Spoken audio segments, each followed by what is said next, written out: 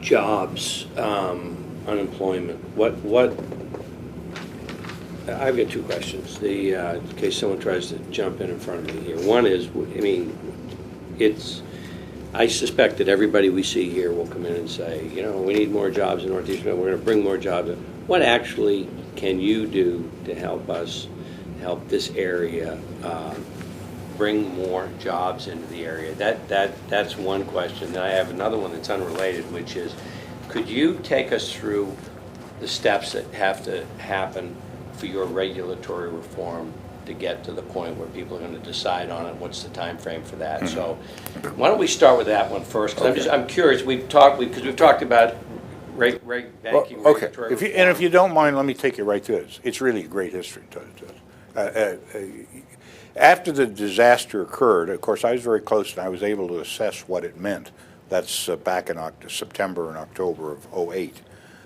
By '09, we'd already passed the Rescue Act. I participated in that, putting it together, selling it, getting it in, and it started to work. After we had done that, a lot of us were talking about, well, what comes next? Obviously, it was regulatory reform, hopefully so this doesn't happen again, and what we'd have to do. And we started a long series of meetings, which probably by February of '09, I arrived at the conclusion, and we were in regular discussion with the beginning elements of the Obama administration. You have to remember, in time, they had just arrived in office. A good part of their staffs, deputy secretary, hadn't even been appointed. So, you know, we were talking guys like Tim. It was awfully nice. You call the Treasury and you get the secretary on the line, because he didn't have any secretaries. I mean, real secretaries. They were working on the format, but some of the key people, both from the White House and Treasury, would on a regular basis come up, and we'd have sort of a brain session, 2-3 hours, you know, what to do.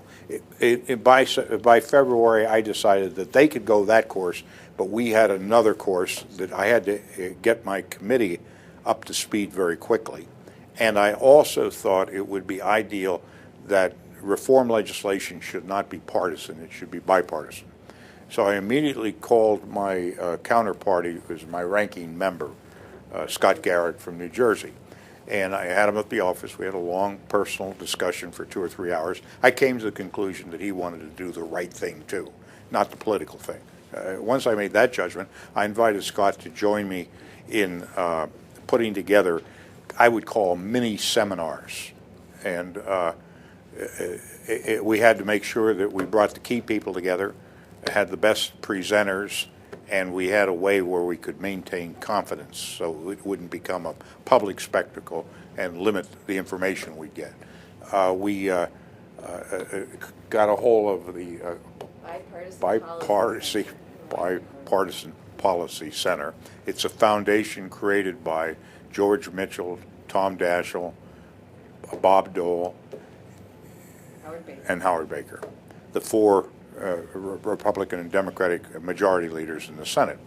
And they had recognized the need to create an institution that would encourage bipartisanship. We put the proposition to them that we wanted to convene these meetings that would be open sessions, both Republican and Democrat. I have 50 members on my committee. That's I think the largest committee. 50 members. So when we put them together for drinks and dinner, we have to get a damn ballroom, which we did. And Scott agreed, and we got everybody to indicate whether they would come to these meetings, and then we arranged to get presenters that would represent the full 180 degrees of the political and economic spectrum of the country. The first seminar, as a matter of fact, was March 23rd of '08. No, '09, at the hotel. I don't know what hotel it was. And Gene Ludwig, the former Clinton controller of the currency, Larry Lindsay, who was President Bush's economic advisor, and Paul Volcker, who had been former Fed chairman. The rules of the game were, and that really started out, about a half an hour to 45 minutes of drinks before we sat down to dinner. Everybody sits down to dinner, everybody, including the presenters. And then as soon as dinner finished, open session for 2, 3, 4 hours, as long as we wanted to go.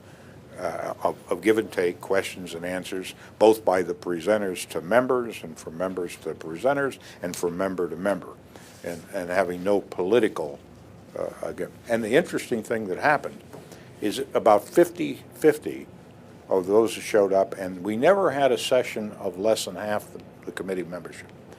I think the smallest one we ever had was 25 members, and went as high as 37, 38.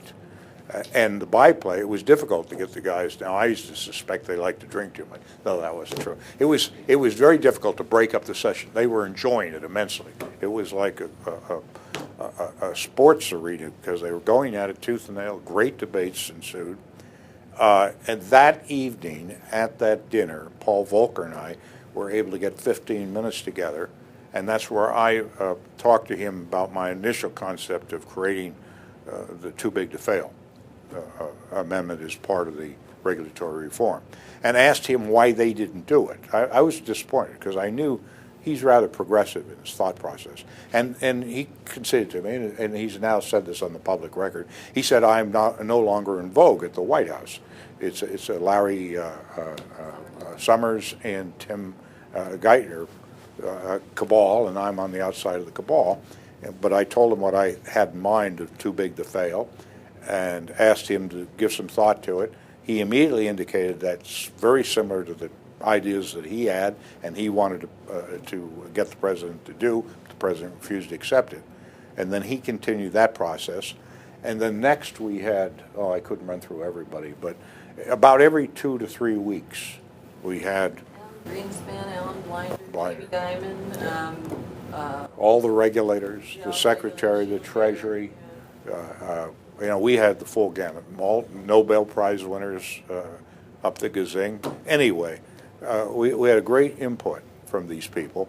And all during that time, fortunately for me, Paul Volcker and I would talk periodically.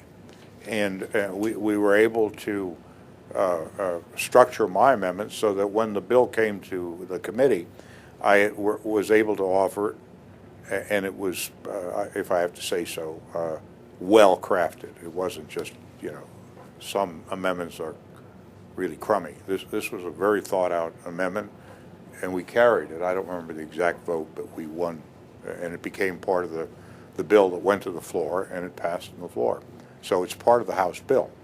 Then at that process, the Senate, we provided with all our notes and all our arguments and debate on those issues. And then in January, Paul Volcker put out the Volcker Rule, which grew out of my amendment. My amendment covers what the Volcker Rule does, but he makes it a mandatory situation. That is the trading. And and then he called me and asked me to support his amendment, and I was prone to do it, but I had to ask him. It's just a sidelight. I said, why did you make it mandatory? Why didn't you put it discretionary like my amendment was? And he said, well, Paul, he said, I was a Federal Reserve chairman and therefore the regulator. Regulators get tremendous pressure. He said they're more apt not to use all the powers and authority you give them unless you make it mandatory. Then there's no discretion on their part. Then they'll do it. Then you will get responsive. It was a good argument, because you have to go back, Richard. We wouldn't have had this problem if the Federal Reserve had instituted the authority that the Congress gave them in 1994 to regulate mortgages. We wouldn't have had what you call subprime mortgages. We passed a bill, we authorized them to do something and set a standard and a disclosed standard for the country on mortgages, and they refused to do it. They didn't have the guts to do it, so they didn't use their authority, and that's what allowed it in the early part of 2001, 2002. It got out of hand, and then nobody put any pressure on it, and it exploded.